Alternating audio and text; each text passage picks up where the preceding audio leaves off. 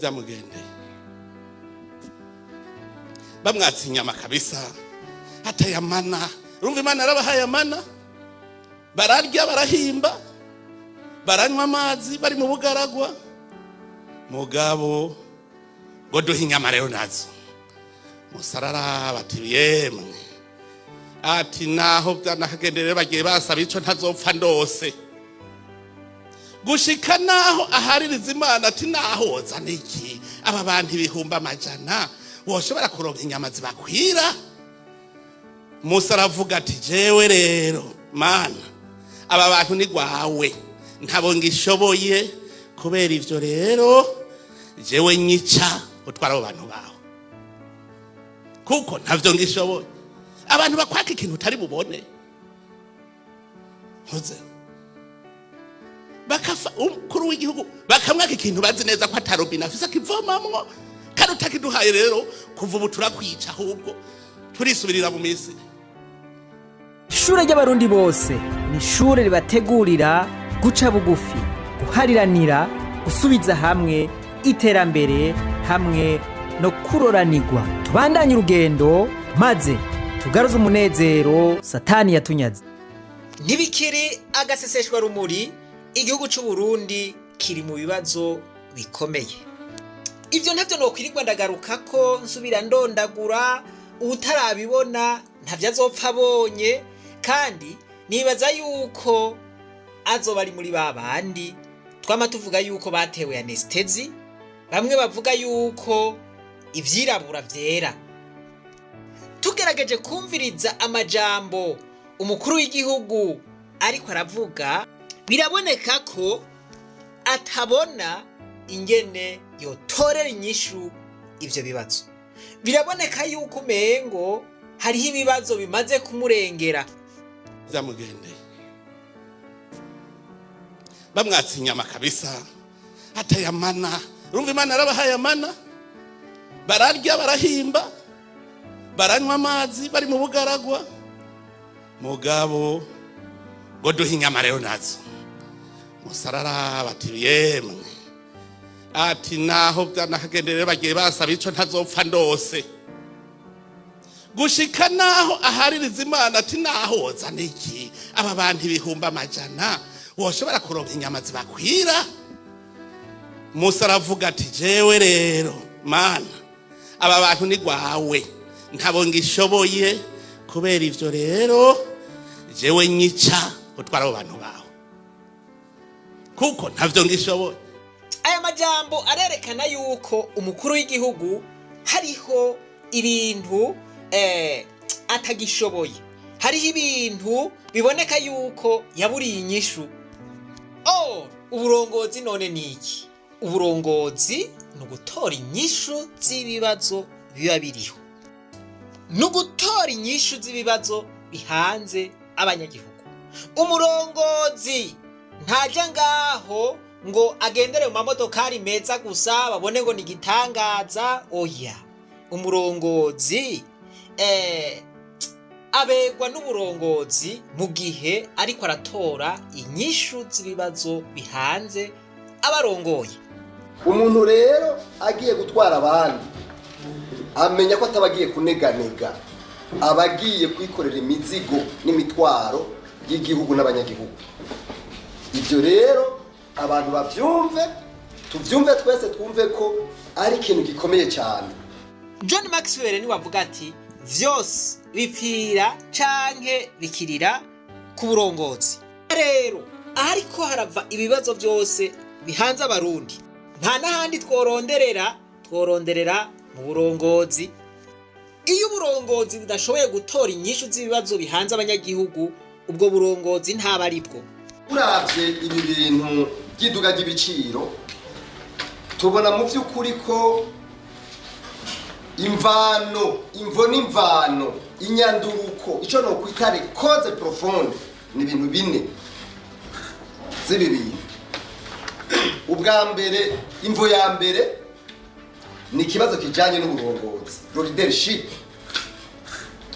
Mwese mwaragiye mwishuri murabizi, leadership for éclairé, leadership ikomeye ibona kure iminsi yose yamiza igomba guhangana n'ibibazo bihari.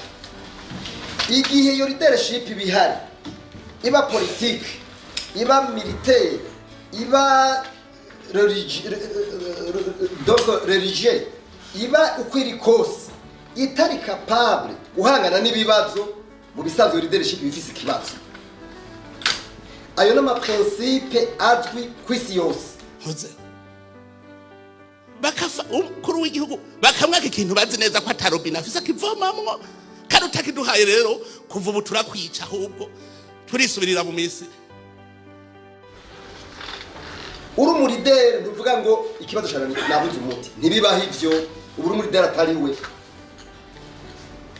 Ivyo rero tubaze tuvyumvikana. Ico ni ikintu ca mbere.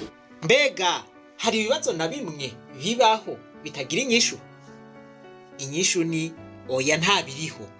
Ikibazo cose iyo kije kiba gifise inyishu. Ibibazo bihanze Uburundi birafise inyishu. Inyishu iri hafi gose, mugabo abarongozi bacu kubera amaronko, kubera umwina w'ivyisi bumirako bakavuga bati abanyagihugu nibagombe bapfe hako dutanga canke hako twemereye inyishu. Inyishu y'ibi bibazo n'umwana yiga mu wa mbere yoyitora. Igira kabiri gikomeye ni ikintu bita umwina, umunoho, indandende abantu bagomba kurya abandi babicayeko. Ico ni ikintu ca kabiri mbona giteye ikibazo cyane.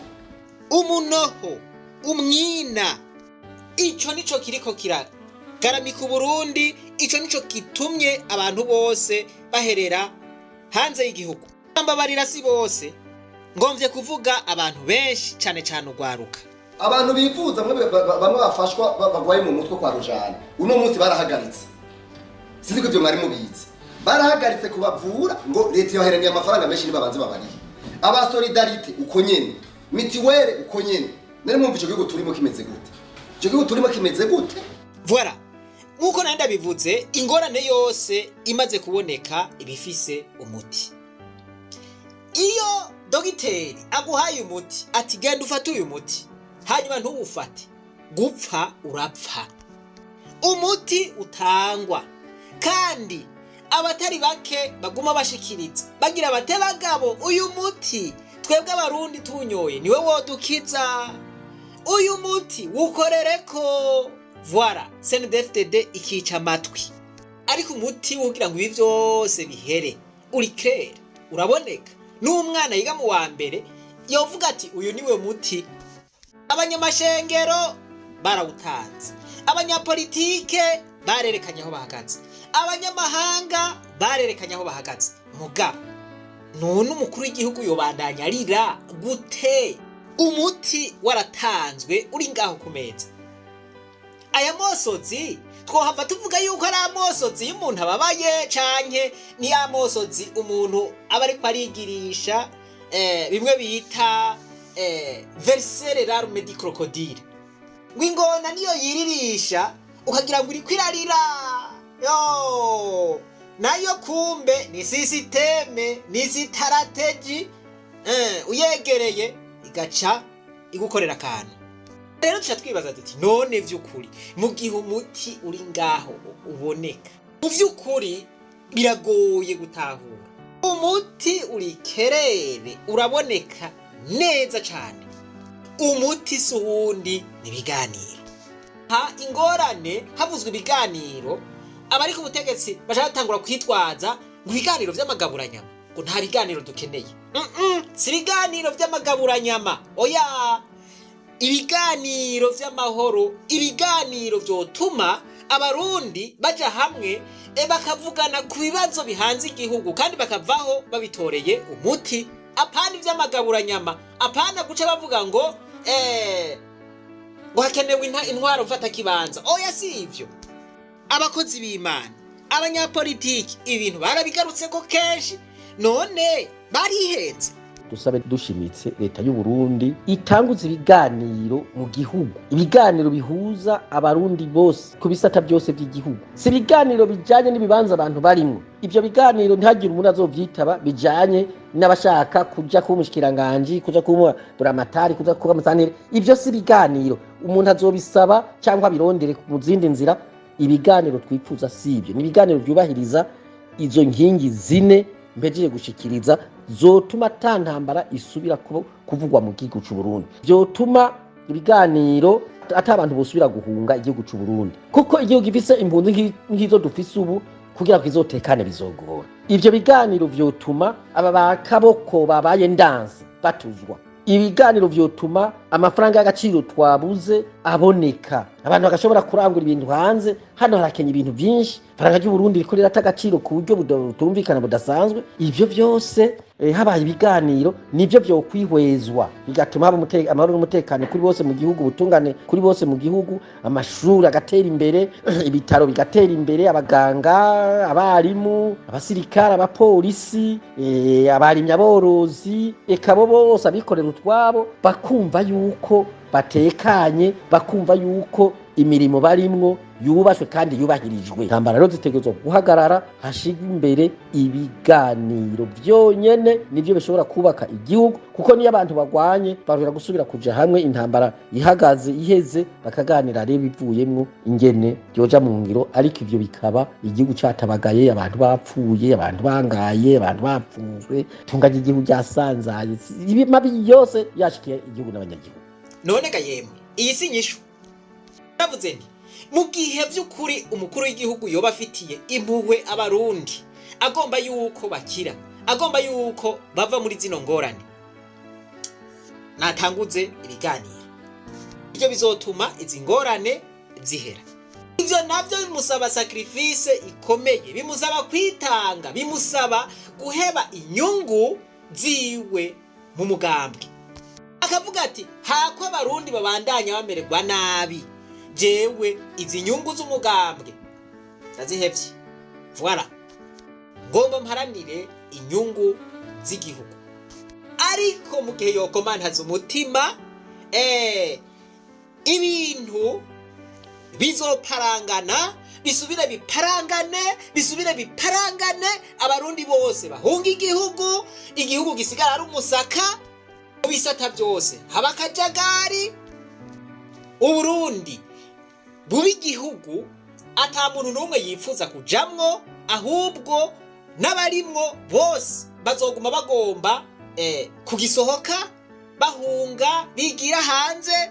Aho rero umukuru w'igihugu azoba yabikoze neza, azoba koko yeretse abarundi haguharanira inyungu zabo, haguharanira ko abarundi babaho neza, yaharaniye inyungu z'umugambwe wiwe. Basha mu gihe yobikora uko, n'amatora umugambwe wiwe uzoronka 100% canke 120%, bazokwivugira basubire bivugire, voilà, bakora ivyo bagomba. Ariko imitima y'abarundi yose izoba yahindutse ibisebe, abarundi bose bazoba barashishwe, n'abari mu mugambwe uri ku butegetsi bazoteba bashishwe. Ariko impera n'impera aho bizoherera, impera yavyo bizoherera muri revolution, abantu biyahure, abantu bihebe, nka kwa kundi nabereka nka kumwe haba revolution française. Vyose vyama bituruka mu bukunzi bw'inda, vyama bituruka mu mwina w'ivyisi, nk'uko umwina w'amaronko, nk'uko Gabriel Rufyira hejeje kubivuga. Bibiliya yonyene iravuga iti mbega ingorane muri mwebwe zivahe? Niziva mu mwina w'ivyisi, mu mwina w'amaronko menshi.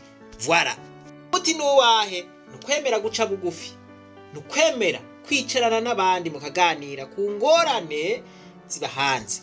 Ivyo bitabaye haba habaye ubwibone, haba habaye ubwirasi. Uvuze uti abantu bose nibagombe bamererwe nabi, nibagombe bapfe, nibagombe bicwe n'inzara, nibagombe bicwe n'ingwara, nibagombe baherere mu buhungiro bose, sikizima jewe ndiko ndaronka inyungu ziwanje. Ibisigaye mwebwe muribaza.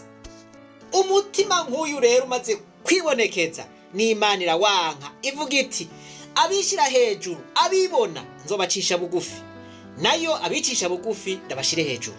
Iyo umaze kugira umutima wumye nk'urukwi nk'uko, iyo umaze kubura umutima w'impuhwe, ugashira imbere inyungu ziwawe gusa, inyungu z'abandi zose ntuzihe agaciro, haba hasigaye revolution, nta kindi.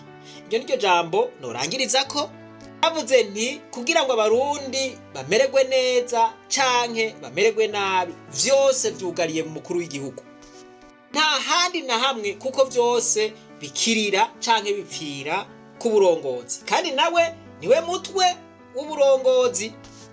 Jewe y'impanuro nguma nsaba nyenicubahiro umukuru w'igihugu, nyenicubahiro umukuru w'igihugu, nukuri muragerageza musubire mwige rya jambo ryo guca bugufi, ryo kwicisha bugufi, musubire muryige ko murizirikane, muvuye mufata iminsi 3 y'ikonji muriko murarizirikana co mwemu yera canke mutima mweranda azobabwira, azobongorera, muce mugikora. Ico nico kizokiza Uburundi. Ibintu bigeze kure cane cane, ibintu bigeze aho bigeze, uri umukuru w'igihugu ukarya ugafungura bikamanuka, ebagabo uba ufise umutima ukomeye kabisa. Okay, reka ngarukirize ngaha, ariko twese tumenye yuko inyishu y'ibibazo turimwo iriho kandi yoroshe, gusa mu gihe cose tuzokomantaza imitima yacu na bado ntiturabona ibitugora, akari imbere karahinda.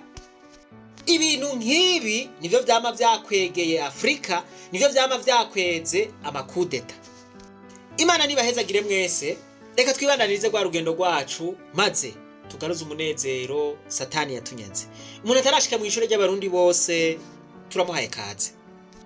Abarundi barayamaze ngo gasozi k'intahanurwa kahiye abagabo babona, abandi nabo bati ubwiriza uwurya uriko uransaba. Sinzi uwogira uwundi mugani yowongerako, jewe ngejejaho.